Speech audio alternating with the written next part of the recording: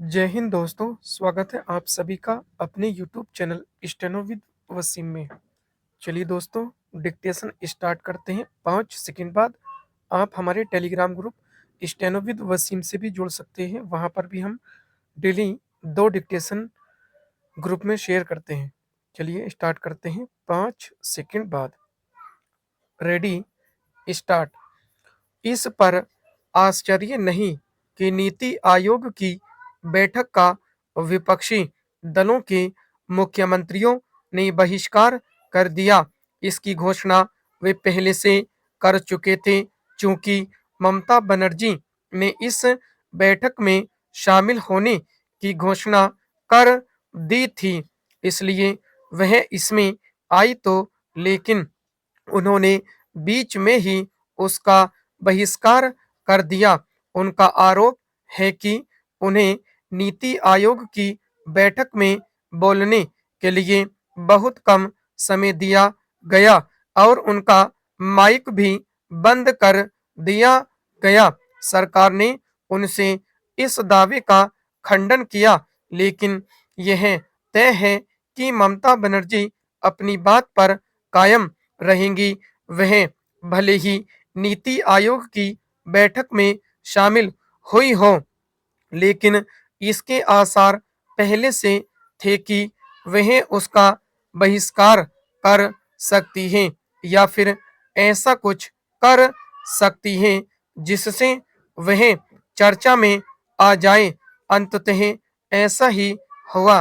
ध्यान रहे कि वह इसके पहले भी अपने राज्य में प्रधानमंत्री की अध्यक्षता वाली कई बैठकों का या तो बहिष्कार कर चुकी हैं या फिर उसमें किसी ने किसी बात को लेकर अपनी आपत्ति जता चुकी हैं।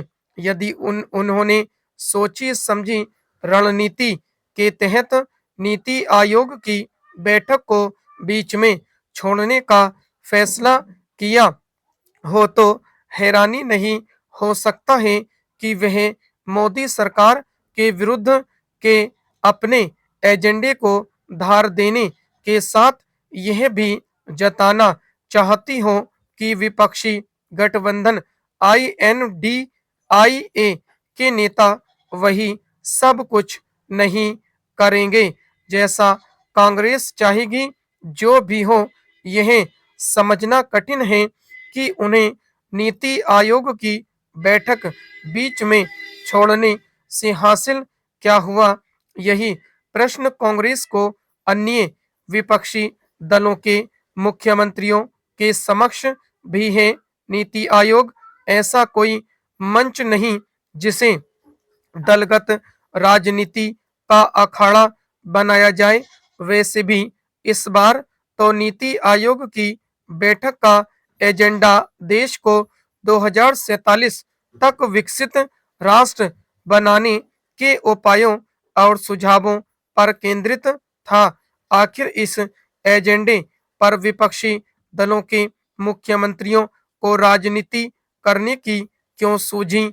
यह प्रश्न इसलिए क्योंकि ऐसा तो है नहीं कि राज्यों के विकास के बिना भारत को विकसित राष्ट्र बनाने के लक्ष्य को पूरा किया जा सकता है।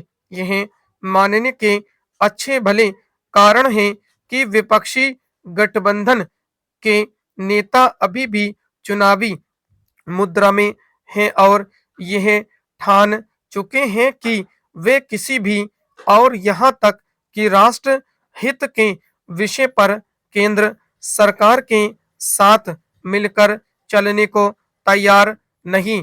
इसकी झलक संसद में भी मिल चुकी है।